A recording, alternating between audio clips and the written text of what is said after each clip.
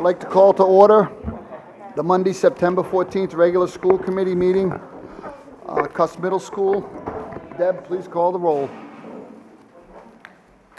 Mr. Aguirre? Here. Mr. Costa? Here. Mr. Hart? Here. Mr. Hetzel? Here. Mr. Corey? Here. Ms. Larrabee? Here. Mayor Coogan? Here. Salute to the flag. Pledge allegiance to the flag of the United States of America and to the republic which stands one nation under God, indivisible, with liberty and justice for all. Pursuant to the open meeting law, any person may make an audio or video recording of this public meeting or may transmit the meeting through any medium. Attendees are therefore advised that such recordings or transmissions are being made, whether perceived or unperceived by those present, and are deemed acknowledged and permissible. Citizens' input. None tonight. Thanks, Deb. Recognition awards. None tonight. Superintendent's report, please, Dr. Malone. So, welcome everyone, and thank you for hosting another school committee meeting. It's been 6 months, 6 months to the date actually, that we will reopen the Fall River Public Schools. That is on Wednesday. We prepared since school closure for this moment, and I think we sometimes we're so caught up in the work we don't ever get to step back and reflect on where we were, what we've done, and how we got to this point today. So I just want to say as superintendent how proud I am of the work and effort of every single member of our faculty, staff, and leadership. Every single employee in the Fall River Public Schools has worked very hard for us to get to this moment. And when we think about going above and beyond, I just highlight how many people worked all weekend, just this weekend. How many people worked all weekend to get schedules and those kinds of things out. I didn't ask anyone to do that, but they just do it, and that's like, you hear all these great stories about like, who are these people? They talk about great feats of World War II. Who creates such people? And interestingly, in Fall River, it's just part of the fabric of who we are. So the work ethic, the esprit de corps, and the teamwork. I can't say enough about the leadership of both our FREA Teachers Association and our FRAA Administrators Association, who I've worked very closely with over the last 2 months. I do want to say that Ken Pacheco, his whole team of operations staff, custodial, maintenance, security, food service, you name it, all those people have really done an outstanding job getting our facilities ready for this work. Kevin Almeida's crew around making sure that we have enough PPE and what that means, hugely important. Our technology team has done a great job. Just this weekend, we have 2,000 Chromebooks on order. We learned this weekend that 1,000 of them will be here Monday. Now that's 3 weeks ahead of schedule. So it's an additional 2,000 Chromebooks on top of everything that we've done. So we're in a really good place. I want to thank all our technology teammates, and then of course the learning and teaching team and the student support team with SPED and SEL. They've worked extremely hard to get schedules right. Now, granted, this wasn't easy, and a lot of you members of the school committee probably hearing, oh, this child doesn't have a schedule yet, or this teacher. It's like, we get that. It's in each one of these cases we work out on an individual basis, but we're listening. We're working with parents and adults and students, and we're getting this right. So I'm confident that we're going to open on Wednesday, but I'm not confident that it's going to be perfect. It's not going to be perfect, and everyone just needs to take a fresh breath and step back and say, but look at where they've come from. We closed schools on a dime on March 17th, and and went out and shut the lights out. And, despite that, we still had 80 employees work every single day up through that period of time. Getting us to today, we're on Wednesday, and let me just also say that, and people, I don't think fully understand this, but we're doing the hardest possible thing that can happen in education, which is opening in this hybrid model.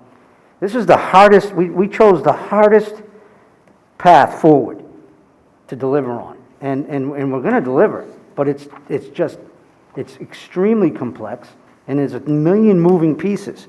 Now, as we roll this out and we get on the field over the next few weeks, we're going to be in a better place to assess where we are. We talked today about getting back to this committee some point the October 19th, when we have a discussion of, can we now take more kids in, or what can we do now that we know where everyone is? That's really what our goals are. But I also want to say, once we have Wednesday is a full remote day, then Thursday and Friday are the first two face-to-face days, and we rotate out the following week. This is going to be a bumpy road. It's a road that has not been traveled down before. We're all learning new things. We're all learning how to do this together. And we're going to make mistakes. And I'm just asking everyone to please remember, nothing is perfect anymore. Everyone wants to find rationality in the irrational world. I understand that. But we're going to need to embrace the ambiguity of the moment and go with it. And trust and have confidence in each other, which I think we do have. So I'm ready to open. The team is ready to open. I think the students, from what I've spoken to, are excited. I think the families are excited. I think people are definitely also scared. But I think the protocols and practices we have in place give us the best possible chance to do this successfully. Granted, we're still going to have upticks. We're still going to have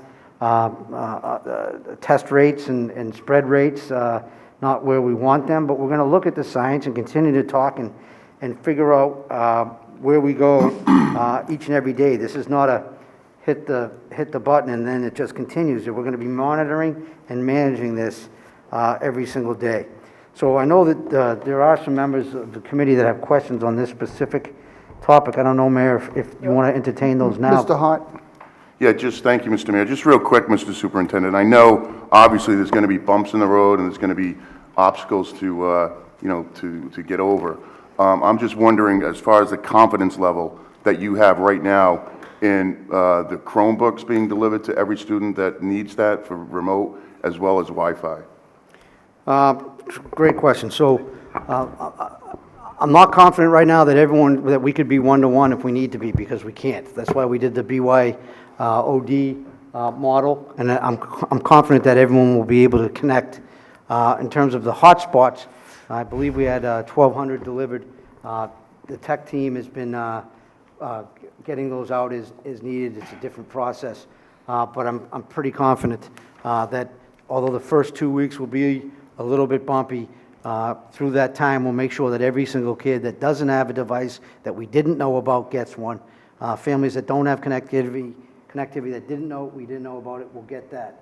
So we start not, oh my God, first day of Algebra 1, right back into the way we do algebra, but really remember going back and trying to get at closing the gaps with the remediation that needs to happen of the last 6 months of limited learning. So we have a little bit of time, and I'm confident that we'll be able to come out of the next week and a half with everybody having the tools that they need. All right. Thank you, Mr. Mayor. Kev? Just on that same, the BYOD, bring your own device policy, is that something that we've had in this district? I saw an email about that, but I didn't think that was a policy that we had. Yeah, we use the term policy, but it's a protocol that we're allowing these devices to be able to come in. Last year, when you adopted the loaner policy, that's the only policy that we've adopted for folks having them. So we're BYOD in terms of we're allowing folks to use them, because parents throughout last year, can we use the devices we bought last year? And we said, sure. It allows us, and it essentially allows us to have less need in this first round of handoff. Right, well, I'm not sure I agree with that. We, at one point, had a policy, I want to say it was at the high school, where they asked to do a pilot of a bring your own device. Me personally, I wasn't in favor of that at the time, but I think that might have even been before I got back on the committee. But we had it presented as a policy to the committee, so that therefore tells me that any bring your own device policies would be a policy that the committee would need to establish, not just because we didn't have enough Chromebooks. Probably I can bring that forward, but we're also going to make decisions in real time, given where we were. So Yeah. I'll bring forward a policy if the committee wants that in terms of a written thing, that's fine. Well, I'm just curious. This one already exists. I just think it's something that we should do. Secondly, though, and it might be something you're dealing with later, but why is it that we didn't have the numbers to know whether each student had a Chromebook Because it's an, since like March, when we've been dealing with this? So how do we not have that information and have that Chromebook in the person's hand well before Monday, Tuesday? it's an impossible problem. I have 10,400 students. Probably have 50% of those emails and addresses are not accurate. We've had to correct all of that through the last several months. Through contacts, we couldn't have an exact figure. I think we've done the best possible job we could do to get at the reality of who had what. Get back what we gave out, and especially with the middle level, that rollout with Vills has really helped us get to a point where we could actually be as close to one-to-one as possible. But it's an impossible, this is everyday math problem. Every single day we're playing chess. We're playing Stratego, if you will. Every day is a new challenge, and we're going to solve each one of these things that's come up. So in terms of who, how do you not know in March? We also have hundreds of brand-new kids to the system. It's an impossible problem, and I would hope that you could just respect the fact that we've worked our butts off on this. I'm not suggesting that nobody's worked their butts off. That's not the case. Back in March, April, when we were talking about making sure everyone had it and not have it, Yeah, we did that. I made a statement at that time that it's absolutely not that big a deal to have all of our schools individually. So if I had a school with 600 students in it, between March, April, May, June, and then now all summer, if that principal or whoever's running that school with all of their help and administration and whoever could not tell you, I don't know if they were asked, but if they could not tell you I have 600 students and I have 482 that have their own device now, that data didn't need to come from you, but that should have been required to come from them. We did all that, And then once you collected that data, we've asked at this committee that information, and you said that there was no reason for us to get it, but we were going to guarantee everybody was going to have it. So to Mr. Hart's point, he's been saying this for 3 months, or before, when COVID happened. We need some hard data and it's not that minimizing what the work is, but really there's no excuse why we don't know exactly who has what. And if that was the case in June, we should have bought, because we have enough money, we should have bought as many as we needed to. Right, we have enough devices, Kevin. And I'll give you a report of who has what, how's that? Well, what you're just saying to me is not what you just said to Mr. Hart. That's what I'm trying to. I don't know. Mr. Hart just asked, do we have enough people? And he did, and I said, And you I'm pretty said, confident. but we need to use the bring your own device, is Yes, what you told until us. I have this other 1,000 in. And I'm still gonna allow kids to bring their own devices, And then we're going to, because we're not one-to-one. I've never said we were. but then later on in the agenda, we're spending another $500,000 on more devices? Possibility for it, yes. Remember how you just said you keep buying? We now have money to keep buying. I'm going to so we've given out every device that we have in the system. And now I have to backfill all those devices at the school site. So we have enough devices on the school sites for days when kids can't bring theirs. Yep. I So think, it's, when we can't have enough technology. I don't think it's a simple thing. I know that you're working hard. I know people are working hard. All I'm asking for is a very simple, this is what each school has, how many students don't have it, what do we need, so that when we know All what right, we're going to vote on it. I'll share that with the committee. I appreciate it. Because we have that information. I just haven't shared it with you. Yeah, sure. Great. Thank you. I yield. Mark? Thank you, Mr. Chairman. Can you also, Dr. Malone, when you put that together, I'm just curious, what the percentage of devices that we did hand out that we didn't get back? Yep. Do we have a handle on how many Yes. devices we initially distributed back in April or whenever it was that we went through that wholesale distribution? And how many of those didn't make their way back into the district? And I don't know if you have a rough idea now, but, I mean, the committee's gonna be asked to spend potentially $500,000 on more devices, and I'm curious, before we go and do that, how many have we given out that we didn't get back? Yep. And what does that equate to in terms of dollars and cents, so? Oh, that wasn't rhetorical. It wasn't rhetorical. I was Right. wondering if you had an idea of Yeah. the percentage of where's my tech devices that people? didn't come back. I mean, if you don't, you don't. I That's gave fine. out 3,400, and I think I got back, you have about a little over 190, around 190. Still out, about 190 out of the 3,400 that we gave out. Okay. And we know exactly who has those. We filled out all the paperwork, and we're working to track those ones down now. Okay. And we did a pretty good job, and people were very good in terms of getting them back to us. I was just curious, because I've heard, other districts where, they're finding them in pawn shops, and I'm curious about the devices that we're giving out, particularly when, we're gonna be making expenditures to buy more of them. I want students to have them, but I also want a level of accountability that when these devices are handed out, that we're making sure, that one, they're being taken care of and maintained, two, we're being able to track them for inventory purposes, and then three, when we do ask for them back, that we're getting them back and that they're not damaged or broken, and if they are, what percentage is that, so that we can work, obviously, to rectify replacements and what that cost is gonna be. So, if you could, if you got more formal numbers, I know I asked you on the spot. I'll put something in the Friday memos. But this gives me a rough Yeah. idea, but I appreciate that. Thank you. I yield.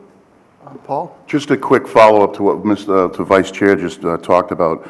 Now, these Chromebooks that have been handed out, is this under the Verizon Chromebooks? the So only at the agreement? middle levels. That was about 3,500 That was the middle? units for all students and employees at the middle level. Okay, So and we're- that particular agreement's in place right now as we speak? Yes, and Okay, that's the- all I needed to know. okay. Thank you.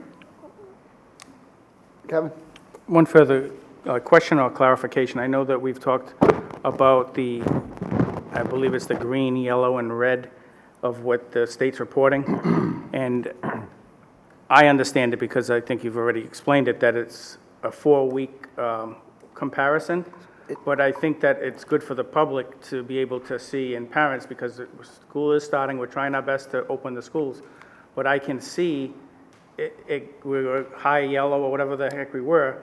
Just because it goes to red doesn't mean we automatically shut down. I think just making a statement to clarify what that is. Yes. So that people don't get all worked up if the numbers go up a little bit. Okay, great point. So what School Committee Member Aguirre is referring to is the state's spread rate that's released every Wednesday by 6 o'clock.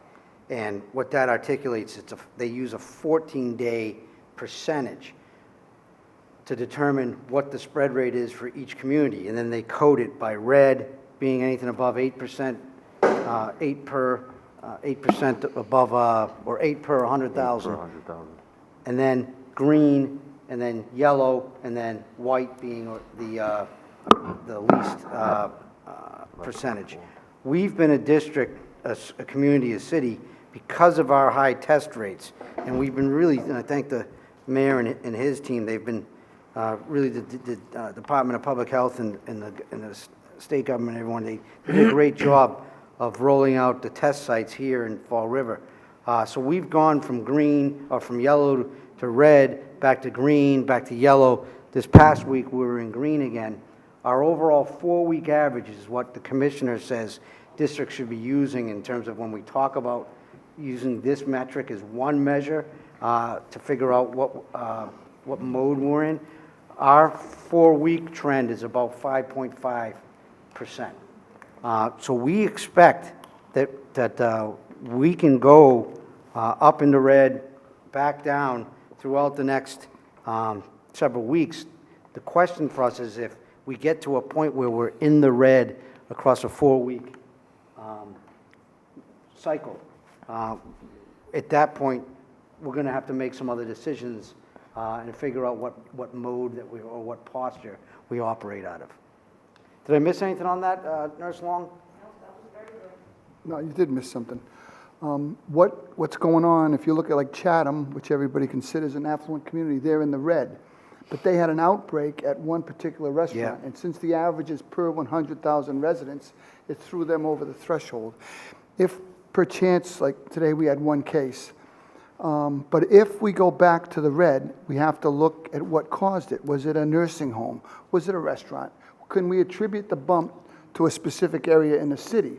Right now, we have had no outbreaks lately in any of our skilled nursing facilities or nursing homes, and we're kind of puttering along. A couple of days with double digits, and the last 2 days were 5s, and today was 1. So we're probably going to stay about where we are with 2 days to go unless we really get hit on Tuesday and Wednesday, but I don't anticipate that. I think we'll either be, as Dr. Malone said, somewhere in mid-yellow. I believe New Bedford is red, and they're going to still try to open up. So I don't think people should worry about it. The red zone is 8 cases per 100,000 residents per day. So we're not near that right now, but I'm not saying we couldn't bubble back up. Yep. Good, I mean, it's been confusing to people because they hear red and they think stop, whereas it's just one more indicator. Can I just offer a point of information too, and you can either confirm this or deny this, but my understanding also is that DESE has given that out as a guidance. It's still local control. So red doesn't automatically, I want that to be clear, red doesn't automatically mean we shut the lights off, lock the doors, and no kids go to school as soon as we go red. So I think the public is, weighing, well, if we go to red, it's still going to be something that's looked at very methodically in terms of what the science is, in terms of tracking. Was it a skilled nursing home? Can we identify where that outbreak came from that caused that bump? It doesn't mean if the community goes red that automatically we shut down. So Correct. It's guidance so that we can use it as a scientific piece of it for average purposes, but it doesn't mean if we go red, we're closing. And Mark's correct. And to that end, I've been at that enough where we'll go around and all of a sudden it'll bop to 15 and you find 13 of them are at a nursing home. So they're really not a threat to the public, a staff or someone brought it in, and we'll address those and hopefully, quarantine people and get them back on their feet. But it's not citywide, even if we get a bubble up. Right. And the good news is I think the communication between our local Board of Health and our lead nurse and then our doctors and stuff has been exceptional, and we appreciate the esprit de corps. Update on current capital improvements. So just the current capital projects very quickly. Durfee's, as you can see it every day, is turned the corner. I believe there's a technical construction term for when you get to 50%. But we're about 56% done with the project. Very excited. I was up there Saturday and really impressive how it's coming along now with the details and the finished design. The design really is exceptional. Ken's also leading 3 other MSBA projects, one at RPA, one at Stone at Westall, completing those, and then, of course, the Watson project. So those will continue or wrap up, and Watson will continue into the following year. But also, in terms of the current capital projects, if you were reading the local newspaper this weekend, you saw the report that they did on couple of their visits out to a couple of our schools.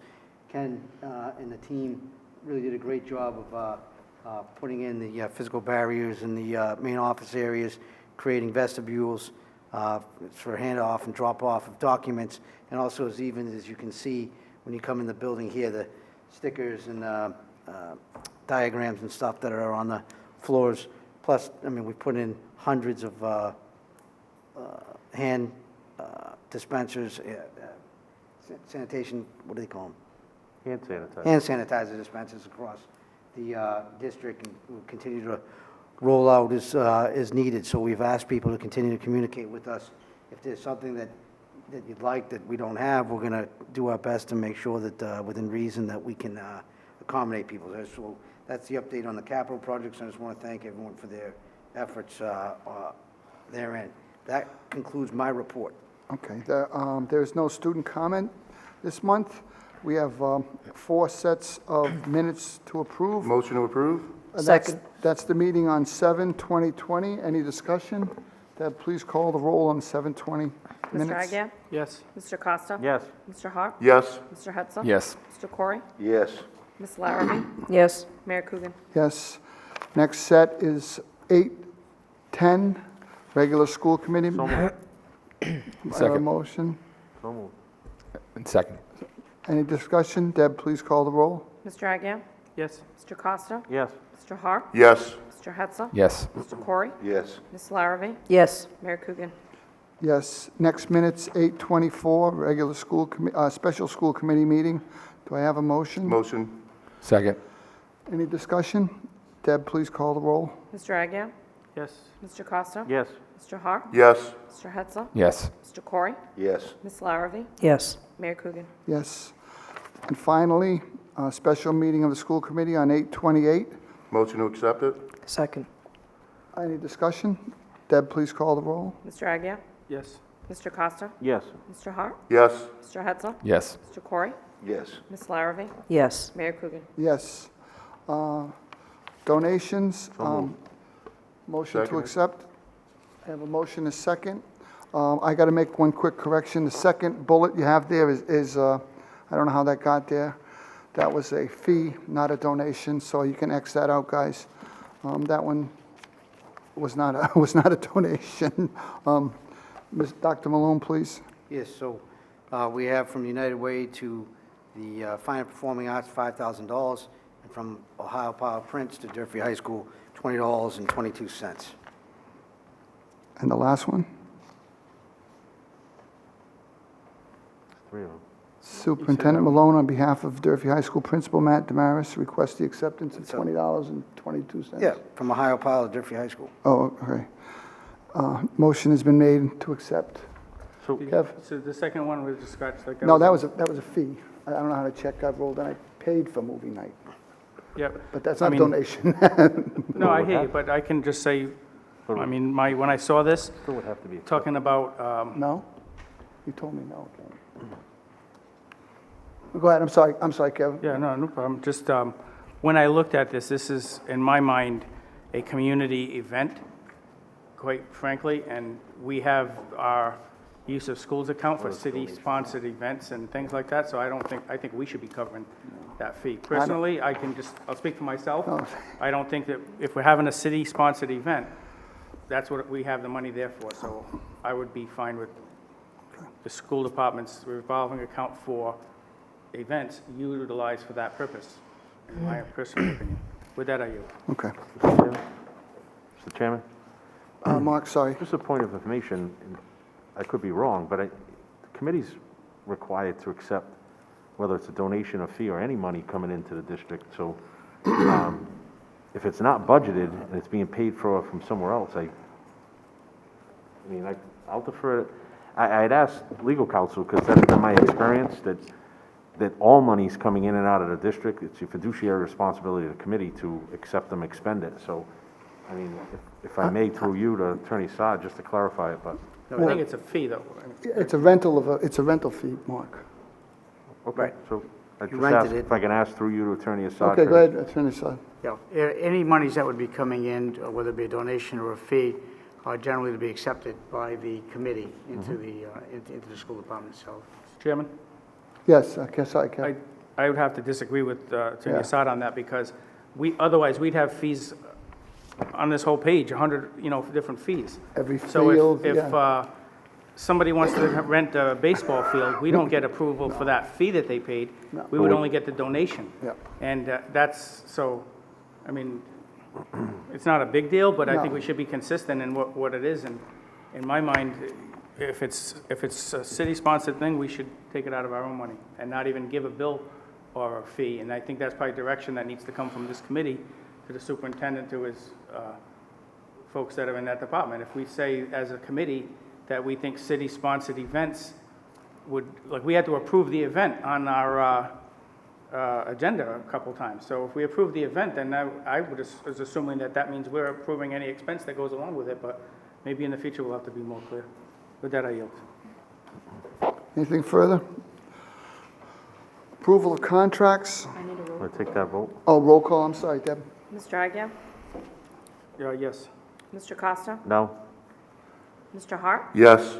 Mr. Hetzler? Yes. Mr. Corey? Yes. Ms. Larrabee? Yes. Mayor Coogan? Yes. Approval of contracts. Anybody have any questions on any contracts, any holds? Tom? Yeah, in regard to, I guess it's called waivers. Okay, See, Tommy, hold on 1 second. You got a hold on which one? I got a hold on the online music curriculum. Do I have a motion and a second on all contracts except for the one Tommy signaled out? So moved. A point of order, though, Mr. Mayor. I Yeah. just going to abstain from Gov Connection, Inc. Okay. Okay. So if you want to take that out separately, that's I fine. retract my previous motion and make a new motion to exclude that one as well. Okay. Yep. I have a motion. Not a whole, just a question. Oh, go ahead, Kev. We were just talking about Chromebooks. This is the 39,000 is the ones that are coming in now? Is that what I'm assuming? That's not, No, that's Next to just, the that's the bottom. adapters and the licenses. no, down like, Second one from the bottom. yep, it says Chromebooks, 39,000. Yep. So I'm assuming that's,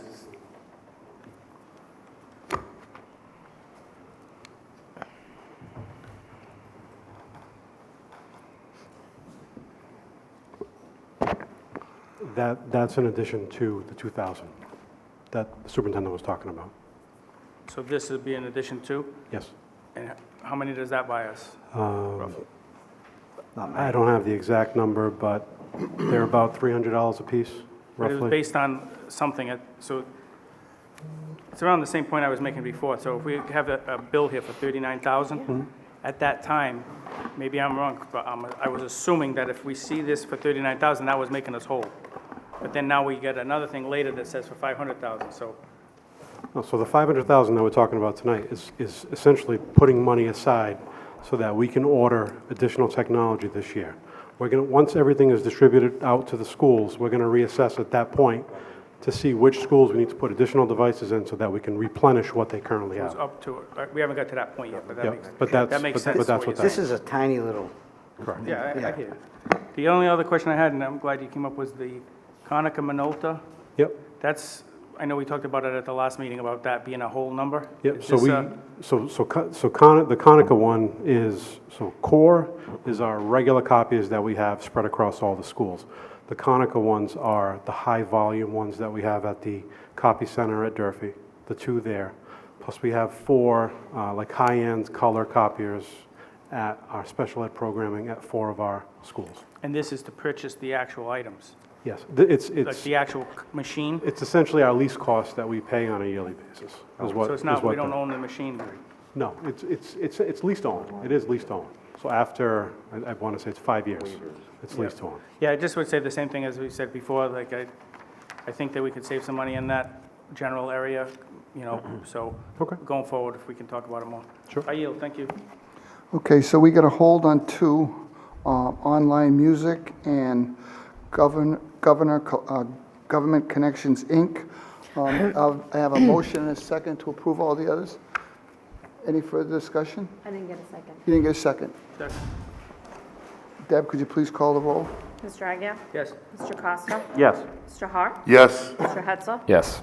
Mr. Corey? Yes. Ms. Larrabee? Yes. Mayor Coogan? Yes. Tommy, go ahead. Now, I'm pleased to see that this is listed in this list of contracts, but can somebody explain it to me? What's an online music curriculum look like? Any idea?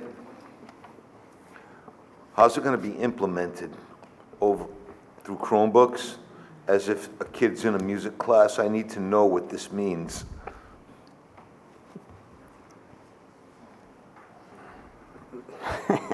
anybody? That's okay, we Who can, wants to take a shot at this one? it's all right. Yeah, let's- It's all right if we can't clarify it now, but if we can Get get a back to- clarification moving forward, All right. I would appreciate that because it's an area of interest for me. Yeah. And I'm concerned as to how the kids are going to move forward in this age of COVID-19. Okay. That's what I'm curious about. Thank you. With Thanks, that, I Tom. yield. Do I take a motion and a second on that one and go back to I do vote? not have a motion or a Can second. I get a motion to approve the online music? Motion to approve. Second. Roll call, Deb, please. Mr. Agia? Yes. Mr. Costa? Yes. Mr. Hawk? Yes. Mr. Hudson? Yes. Mr. Corey? Yes. Ms. Larrabee? Yes. Mayor Coogan? Yes. Our second hold was Government Connections, Inc. Mr. Hart? Well, no. Yeah, okay. Motion to approve. Second. Second, roll call, please. Mr. Agia? Yes. Mr. Costa? Yes. Mr. Hawk? Abstain. Mr. Hudson? Yes. Mr. Corey? Yes. Ms. Larrabee? Yes. Mayor Coogan? Yes. Item 10 is an approval of grants. Anybody have any holds on those? Motion to approve. Mr. Seconded. Corey, then Mr. Agia. Nope. I got a motion and a second? Yeah. Okay, what are the holds? Tom?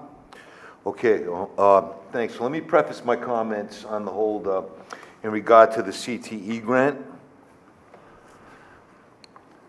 Can I speak toward that now? Yeah. Okay, so let me preface my comments by saying I'm very excited about it. And I know that the superintendent listed the growth of CTE programming in his goals. As far as the partnership and the implementation of this grant, I'm noticing that it's both a federal and a state level grant. So what's the trend? What's the speak like? Is the state like really looking to really aid schools moving forward in regard to CTE programming? That's my bigger question. Yeah, I think as evidenced by the grant, it definitely looks like it's a priority by the state, and with the increased funding, it allows us to explore these pathways, especially for places like our alternative schools, is really, prioritizing it as an opportunity for these students, because they see the need for our students in our alternative education pathways to get this experience as well. And we prioritize this looking at two different pathways of construction and cosmetology for the RPA students, and really providing them the level of support they're going to need going forward. Is this also going to help the programming at the high school because of the new facility we're going to be moving into? I think it could have repercussions on that, especially it's going to cover materials and supplies for the pathway to help it and help it move forward. So I think it will have some overlay into that. Okay, so I guess with that being said, then will the hunt for new monies always be on, in a constant cycle so that we can continually move these programs and evolve these programs forward? That's my bigger question. Certainly. I think the district is always looking for funding opportunities, especially to move CTE and expand it to meet the ever-changing needs of our students in the district. Thank you. I Kev? yield. Just had a question on the, all of the grants, are they basically the same as last year? And if not, can we get highlights of the changes? I've always mentioned that it's difficult to see when you look at the overall budget where these grant dollars fit in. So is there any major changes? Is it all minor or? So as far as the SPED grant's about the same as last year. Title I decreased about $200,000. Title II decreased about $100,000 from last year. Title III increased, I believe, by about $60,000. Title IV increased about $100,000. So like the main entitlement grants. I hear you. What I was asking though was more along the lines of where do we see the line items that are associated with each of these grants, and how does that impact the budget? So as far as the salaries go, it's a continuation of what we had as positions that we had in the budget in addition to what we carried forward. So it's essentially what you see is just a carry forward of all our positions and each one of the salary line items. The entitlement grants like Title I and Title II, they have provisions for monies that are set aside for the private schools that we give them. So like in the Title I, for instance, it had, I think, 1.4 million for administrators, like department heads, all that stuff. Those folks that are in that 1 point something million, those are line items within our budget that we see? Yeah, Grant fund. in the original budget that we provided to you, Yeah. it's in every single, essentially dashboard, right behind the dashboard. It shows you every position and where everybody is funded from. What part of money they come from. Correct. But when they change, like, so let's say that was the case and it was it's off by 200,000, up, down, or whatever. How do we see the difference in there, is what I'm saying? So, As far as like the grant, how much the grant was from one year to the next?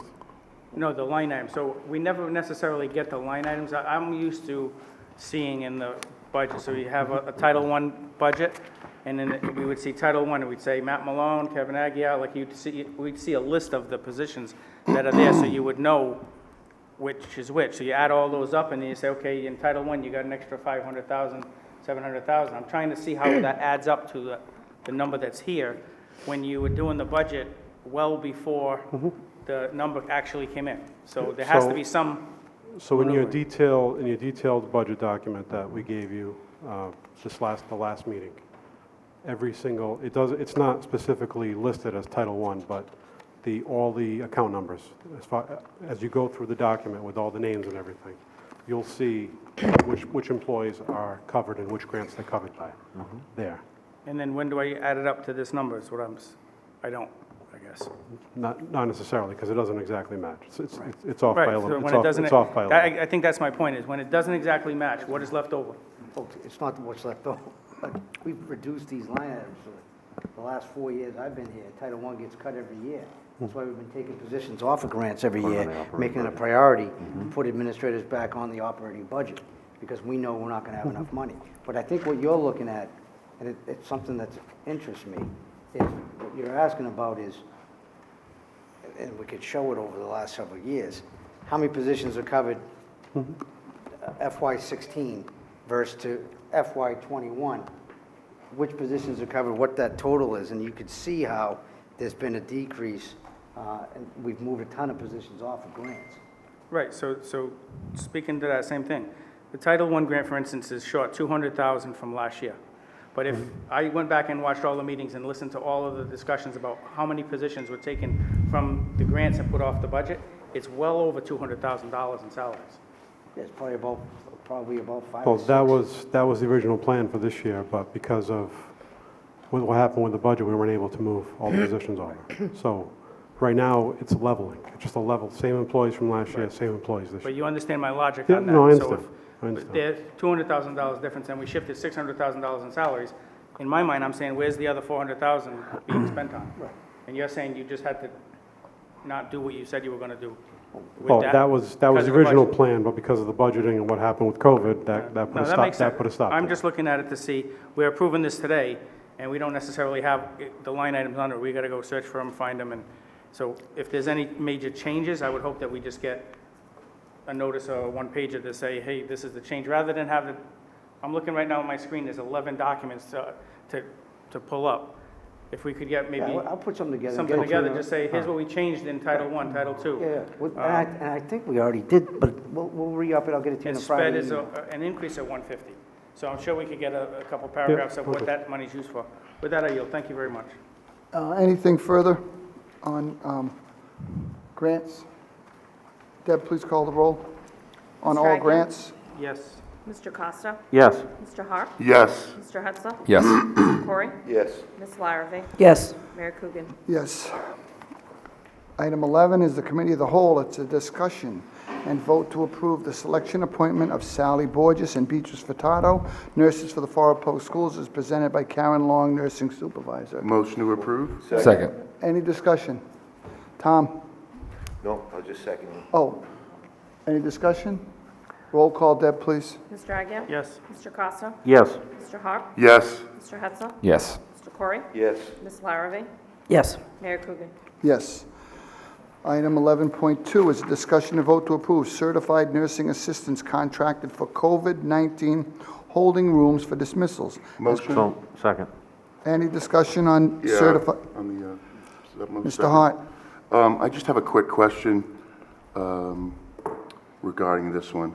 I just need to know if you could just maybe go over, I guess specifically, what the CNAs will be doing while in the holding rooms, as well as how many. I didn't see that, so I just wanted those maybe questions answered.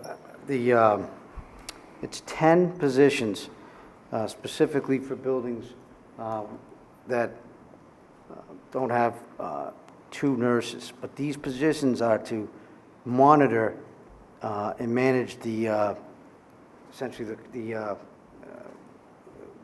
quarantine room or the COVID, what's the technical term? The management waiting room. So they're going to be sitting, not providing medical services, but sitting, observing, and supporting as students are dismissed because of any flu-like symptoms. Okay, that's good, and that's fine. And I guess my other question would be to you, Mr. Superintendent, and I know I've asked you this in the past regarding temperature checks at the door. And I know it's not mandated by the state. I completely understand that and get that. But since we have these new CNA hires, could they possibly conduct this at the doors at the schools for us? No. Why? Well, I have Nurse Long answer questions, and Ken can follow up on any questions that you may have. Okay, I'd like to hear it. On technical stuff, but as you All right. know, we've given you information also on the Friday about this specifically, but I also know and respect the fact that this is questions that the committee may have. Yep.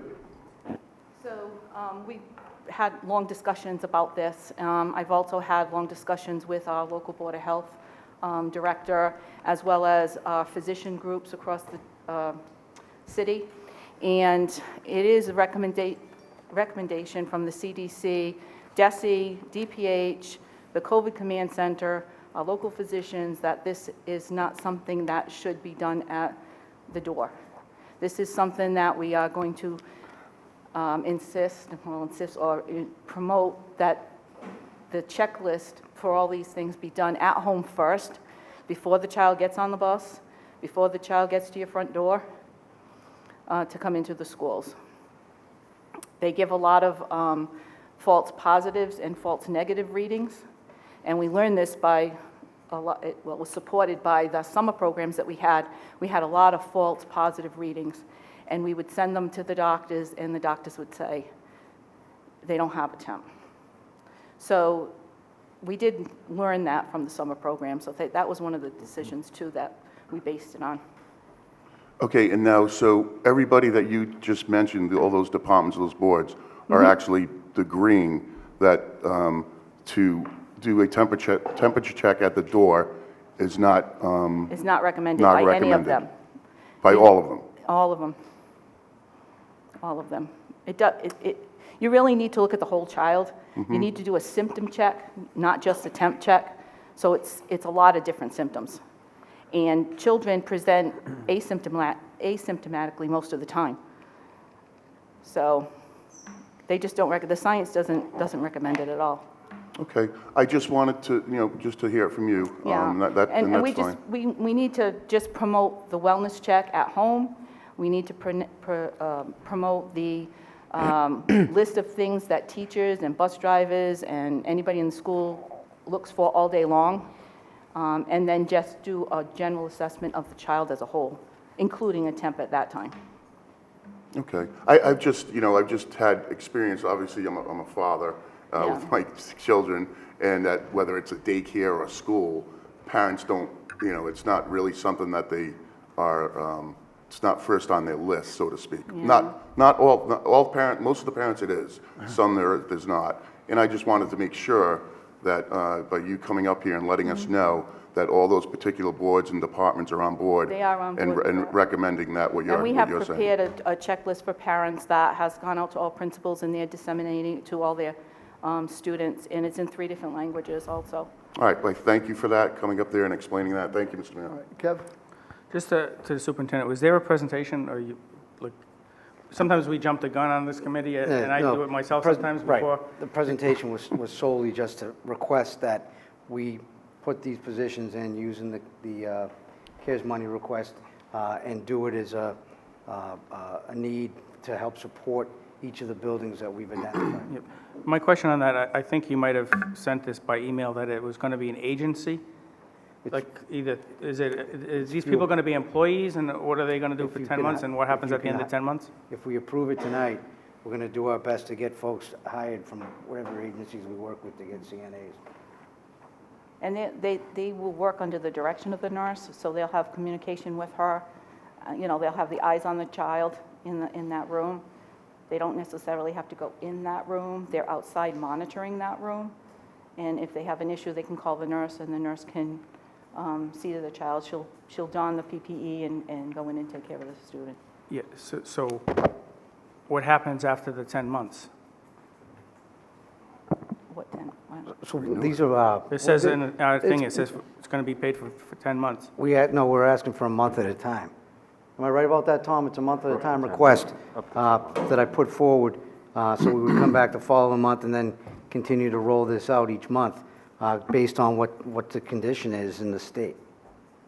So these are not Fall River Public Schools employees, as you would, how do I say So how would that? they get paid? Like, how, So, I'll let Tom explain. They're employees, but when we're done with this, they're no longer working here. I think it would be similar to when we contract for nurses, that Right. we need a one-on-one nurse for a while with a student, or one-on-one para, or one-on-one CNA. Sometimes we contract out for that service, for that amount of time. yeah, you It's not contract something- out to who? To different agencies. They're- Right, so the agency's paying the people, not us. Yeah, we pay the You agency. pay the agency. and- Right. And the agency pays But you're them. telling me this is going to be different than that. No, that's what I just said. No, that's exactly the way that Right.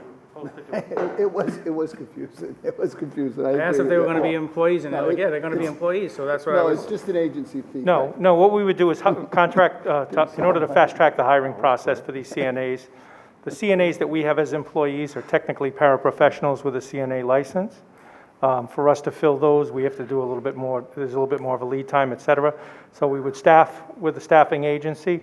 The staffing agency that we have in mind would also have the opportunity to, after they've completed 1,000 hours of service, which is roughly, 3/4 of the year, we would have the ability to take them from them if we needed them. But we don't need this many CNAs normally. So as the need goes away, we would be able to disconnect them without displacing people. Right, so we're not going to be on the hook for benefits, unemployment, things Right. like that if you go through an agency. That was the point of my questioning. Correct. What happens if you said you have paraprofessionals that have CNA now? licenses? So are we going to utilize those folks to have a right to go into these spots? How does that Typic- work? Because, Potentially we could, but the ones that we have on board are typically either assigned in a one-on-one situation or in a medically fragile room, et cetera. So they already have an existing assignment. And to pull them away from that assignment to go to this room then leaves us still needing a CNA for the original need. yeah, I'm looking at, let's say we had employees who actually have a CNA, but they work in the cafeteria or something like that. Would they have if the person's an employee already, if we're going only through the agency, they have to give up their right to employment, but they might be a good quality candidate for this. So how would that work? I don't know how they'd be a good quality candidate, given that it's set up as a temp nature, if they're already an employee. These are positions that we're gonna hire at a month at a time and figure out the need. Right, I'm saying we have a need for CNAs, is what we're hearing. We have So a if we need have for a these C- specific monitoring positions. Yep. So if there was a person that worked in the system as a paraprofessional, but not in a need, like one of the situations you talked about, and they have a CNA, we can't put them in this position if we hire this as a month-to-month contract with the agency. Eventually, they could be displaced back to some other position or, lose the spot that they have now. We do have a way to post internal positions. So you could figure that out if there was candidates that, We can solicit. I understand. I mean, I think you have the need, and I would have been more concerned if we were hiring people and be on the hook for liabilities for pension, unemployment and all that. Now that you clarified that, I'm totally fine with it. Thank you. I yield. Tommy? Karen, my question is for Karen. First of all, I'm really happy, Karen, that we agreed to hire 2 more nurses today. That's a step in the right direction for us. I'm a little bit apprehensive moving into this year, given the conditions that we're all facing. I like the idea of having these monitors, these extra monitors on campus. What may be a presenting feature for a teacher to want to quarantine a child? Well, we have actually done, all the nurses have done some training with all their staff at each school and presented a PowerPoint with all the list of all the different things. There are 11. And 11 potential symptoms. features, Yeah. symptoms. Yeah, and some symptoms have to be in combination with another one, but they have been given them. And at any time that they see any of these symptoms, they're to call the nurse. And so these children would be sent to a quarantine area? Well, they'd be sent to the nurse, or the nurse would go and get this child. Okay. Assess them, and because some children present with a cough and they always have a cough, Sure. you know? So it could be that, and the nurses, they know their students. So it could be that it's a normal cough.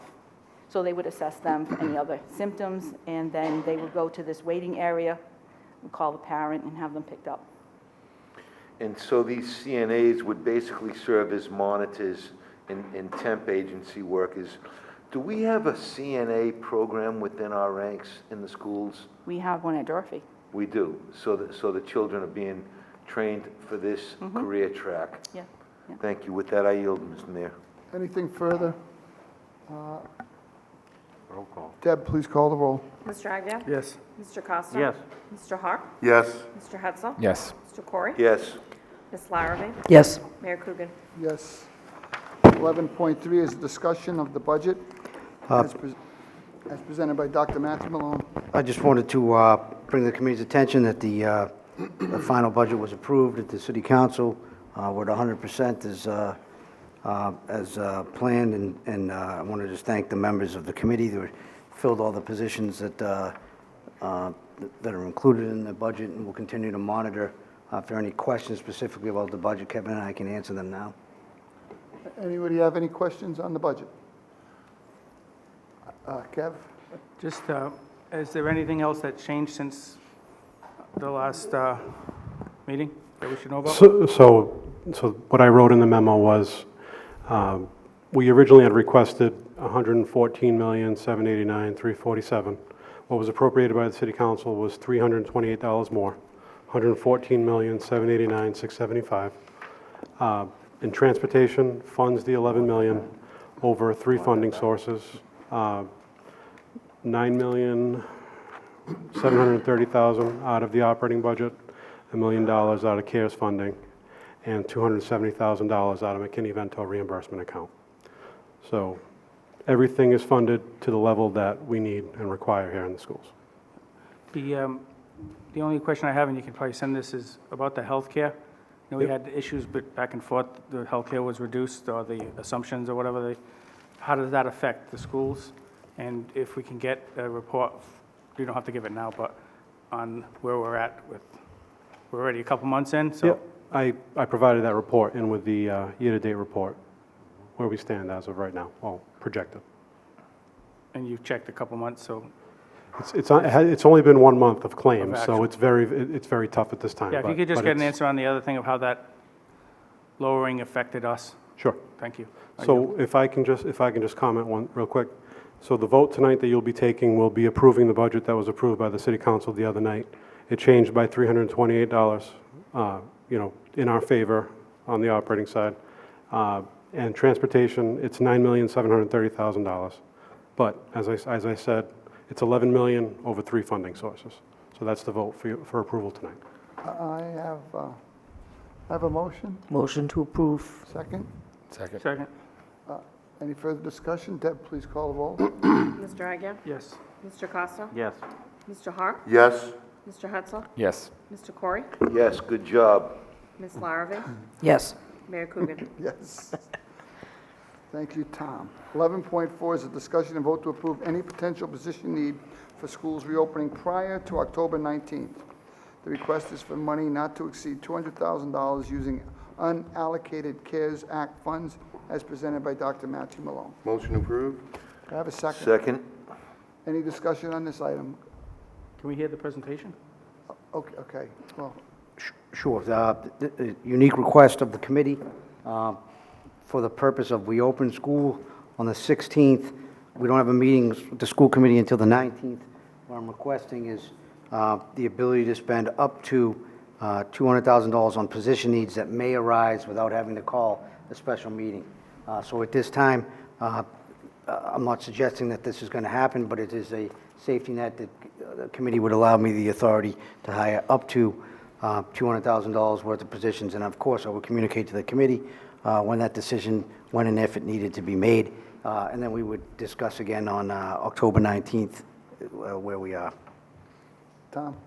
Yeah, so essentially, Dr. Malone, this gives you the latitude to move and pivot as you need to.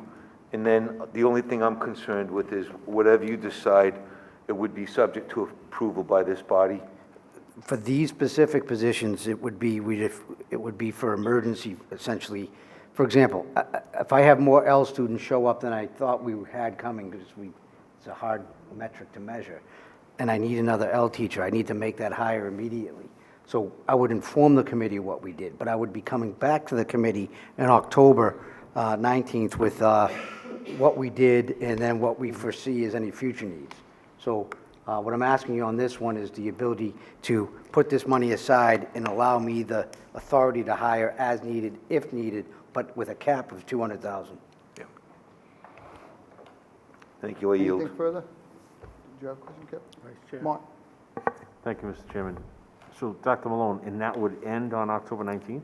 Yes, we'd come back and if we didn't So the spend it, 200,000, is it going to be for the entire school year to allow you to spend up to 200,000, or are you looking for 200,000 just to get us through October 19th meeting? I was asking to set aside $200,000, and then if I spend it, we'd have conversation. If I didn't spend it, we'd come back and talk about the next month at that time. Right, so this vote will give you authority to spend that money on unanticipated emergency issues up until October 19th. Correct. Because we don't meet again. That's right. If you need to make a decision, you need to be able to. That's right. Okay. And if there's something more major, we'd discuss it at that I time. would just ask that, obviously, because it's CARES money, that, be cognizant of the fact that any positions you bring on, that if you're anticipating we're going to need those positions in future fiscal years, that you look at the sustainability of that position and whether or not we can. I mean, it's great to use the CARES money, that's what it's there for, but if we bring on a number of positions with CARES money, there should also be a caveat to those individuals that pending funding, because if next fiscal year we don't have the money to sustain those positions, they may not be in next year's budget. So I just want to be clear that I'm okay with the, voting in favor of allowing you that flexibility, because you are going to have to make decisions on the fly leading up to October 19th, and without this committee meeting, we're going to give you some flexibility to be able to do that. But so I just wanted to be clear. So it's up until October 19th. You'll let us know what positions they are? Yes, sir. Thank you, I yield. Anything further? Kev? And these are just obviously positions that exist, not new positions, There would be new positions. but the job it exists. Oh, yes, It yes, wouldn't be yes, like yes. just I'm not, pulling up something. not unique job descriptions, no. Right, and I mean, I think we have contingency for that, but it's like a catch-22, I wanted to hold on to the contingency for now and Right, use this and CARES money. I'm going to vote for this. I think it's just the right thing to do to give you some flexibility, but at the same time, know that we have contingency as well, and the contingency would have to be, you got to come before us. So I think looking forward for the year, we might want to do something, future meetings. I know this one ends on October, but because technically speaking, you're going to, throughout the year, it's happened before, you send us an email saying I had to make a command decision and we did whatever. What do we say?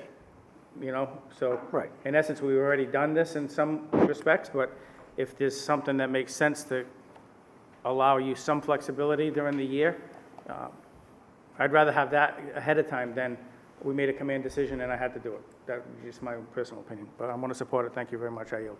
Anything further? Deb, please call the roll. Mr. Agia? Yes. Mr. Costa? Yes. Mr. Hart? Yes. Mr. Hudson? Yes. Mr. Corey? Yes. Ms. Larrabee? Yes. Mayor Coogan? Yes. Item 11.5 is a discussion and vote to approve $500,000 of remote devices and remote learning support from the CARES Act funds as presented by Dr. Matthew Malone. Motion to accept? Second. Second. I have a motion and a second. Dr. Malone. So this builds on what we've already discussed. We have 2,000 devices coming in, 1,000 of which are coming in Monday. We have another 1,000 that are a couple weeks out. Now, production line on these and supply chain, just the horror stories that happen across the state, that there are districts that have reached out and like, where's our devices? They haven't even been built yet. So this is a real, we're fortunate that we have, but forecasting where we need to go since we've depleted the reserves that we've had in school buildings, the purpose of this $500,000 is to build those back up and also ensure that, as we know, if we did have to go, contingency planning here, if we did have to go shut everything down and everyone was working from home again, that everyone had the devices they needed with the cameras. I'm talking about the educators to be able to provide those. Now, we've done the best possible job we can of getting those out, but this would also help us replenish some supply in that area as well. So this $500,000 from CARES, one-time only expenditure for a specific purpose of remote devices. Any discussion? Kevin, sorry. So I understand that conversation from before. Are we purchasing $500,000 of devices? We vote for this. Are we Yes. purchasing it? Or we're, like, I know we Yes. talked about it, well, maybe we gotta see where we're at, we gotta back No, up. this is, if you approve this, we're purchasing $500,000 worth of devices. To and have they on will- reserve. yes, It's not but like we I gotta wanna- check numbers and see. No, we're gonna get out and just, because we gotta replace a lot of the stockpile. And we're also gonna have some, the technical term, the breakage, if you will, of devices that will happen as well. So this will help us plentify, or Yep, I'm 100% in support of it. My comments before were along the lines of, we need to know Yep. how many we have, where we're at. I'll have a If we- full and report if- for the But committee. your contingency Yeah. planning is, I think, the right thing to do, so that we're not stuck saying, oh, we don't know what we have. I'd rather we have the money, spend it, the guys can get them ready, so we're not chasing ourselves trying to figure out how we're gonna get these kids the devices. Right. The only other comment I would make, just as procedurally with some of the meetings, we have these things come up on like, a one-page document or a paragraph that explained what you just said, I wouldn't even have to ask any questions, because, Did I miss that this week? It's my fault. I missed that this no, week. I'm just looking at, No, I'm looking at I know. when I click this tab, it comes up under the CARES and it shows us the money. Right. It didn't say, we're gonna spend 500,000, a couple of sentences. Yeah. It would just make, sometimes people might be wondering, like, why is the guy asking a question again? Well, Right. it's because it wasn't here, Right, but that's all I'm saying. And I appreciate the members of the committee that, I think we've really done a good job over the last couple of years, making sure I got a memo with each item. So Yeah, screw that it's up, no it won't problem. happen again. No worries. Thank you, I yield. Mark? Thank you, Mr. Chairman. My comments earlier about how many were not returned after the initial allotment, so, I think the Verizon grant accounted like 5%, right? If I was correct, for Yes. middle schools for Yes. damaged or lost, stolen. If my math's correct, 3,400 was distributed, 10% would be 340, so half of that's 170. You said 190, or someone said 190, so it's like 5-6%. I think that's pretty good for a district like Fall River, given, some of the challenges that we have. So, I'm in support of, I would have been a little more apprehensive to support to buy more if that number was a lot higher, but I think it's the right thing to do. I think we got to replenish the ones that were in the classrooms so that they're available for students if they need them. And long-term, I think just planning long-term, I think it's better to be ahead of the purchasing of these devices, given what we know about the demand that's out there for them, and that some districts can't get them. And so to be able to plan, use the funds for what it was intended for, to get these devices into the district, and then we have them, and if the need arises, to pivot off the plan that we have for opening, and we'll be closer to the one-on-one that we need to be for devices for all students and staff. So I'll be in support of it, and just going forward, if you could keep us appraised on where we are with the distribution and devices coming back, that percentage is important. I want to make sure the district's doing its diligence to make sure that these devices are accounted for once they are distributed. But at the end of the day, it's easy to expend money, but the reality is it's taxpayers' money, and we should be doing all that we can to make sure these devices are being used for the intended purpose, and that if they're not, that we're either getting them back or that we're doing taking the necessary steps to try to recover them. With that, I yield, Mr. Chairman. Thank you. Anything further, Tommy? Yeah, Mr. Superintendent, I'm glad you're gonna make a list, because I'm already confused with the amount of devices that are coming into our purview this coming year. It's like it's been a great, expansion of the amount of devices our district's going to be using, which is a good thing. That represents progress.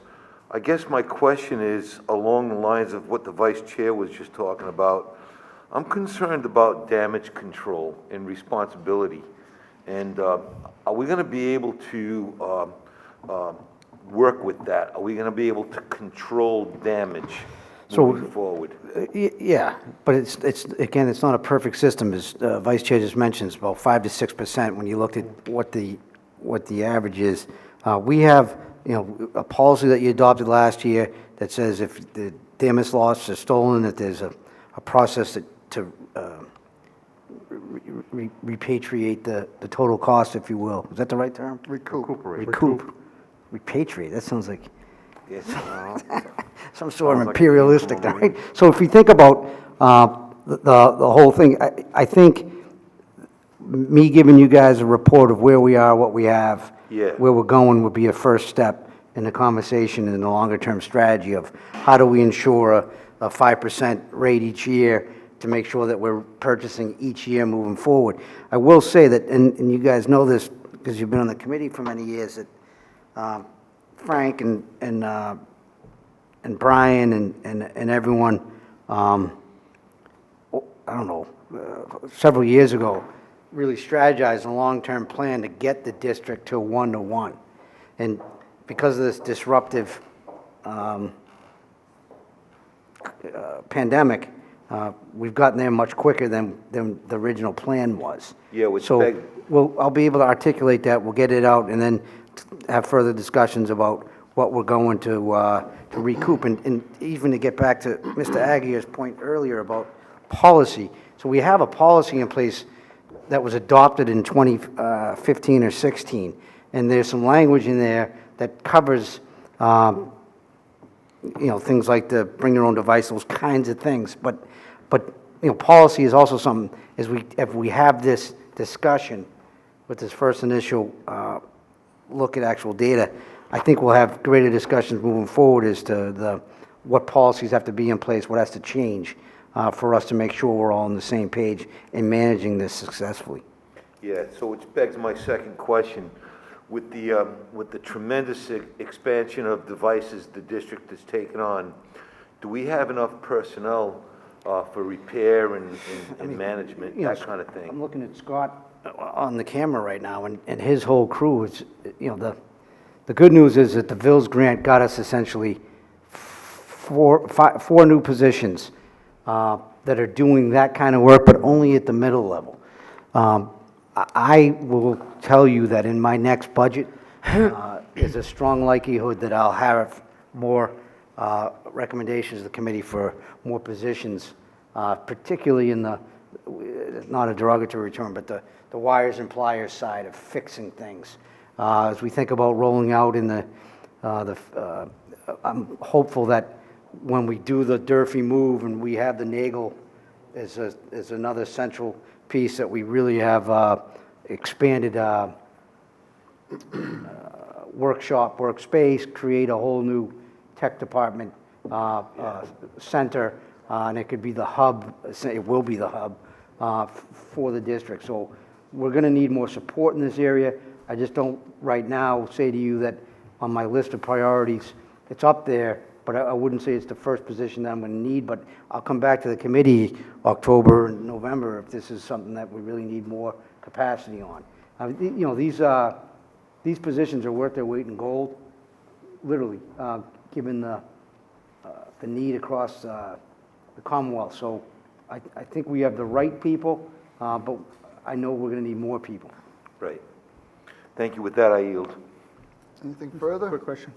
Kev? So along those lines, I would agree with you that those are important positions, but let's say next week you realize you need them, you can spend that out of the 200,000, I could, right? yes. So I can tell you for one, I would rather not wait till the following year. Like, this is going to be a tough year. If you need them, bring them back, add to our people, because we're stretching people real thin as far as, the workload and stuff, so. We're definitely stretched in. I mean, I can't tell you how hard these people have worked, and at the same time, Scott, we did all the phones, we've done all the meetings, we've done all the networking upgrades, we've done Yeah. new systems. I mean, it's a ton of work, so this may be something that I said, I need help here, so I'll definitely do that. Thank you, I yield. Anything further? Roll call, Deb, please. Mr. Agia? Yes. Mr. Costa? Yes. Mr. Hart? Yes. Mr. Hetzler? Yes. Mr. Corey? Yes. Ms. Larrabee? Yes. Mayor Coogan? Yes. Item 11.6 is discussion, vote to approve year-to-date budget report as presented by Kevin Almeida. Any questions for Kevin about the year-to-date budget report? Motion to approve. Motion to approve? Second. Kevin? I saw on the bottom the special education circuit breaker was blank. Is that just because of the timing? Yes. It's not It's blank meaning? It's zero, August, just- it's the end of August, Got that's it, why. I understand. The other question I had, which I finally was able to pull up the spreadsheet about the transportation, it says something about inadvertently not transferred in FY15 McKinney-Vento, 240,000. It was on the old, Is that the budget page with the budget? yeah, it was when you explained what the operations were and stuff. It, Oh, that's the page from the city budget book.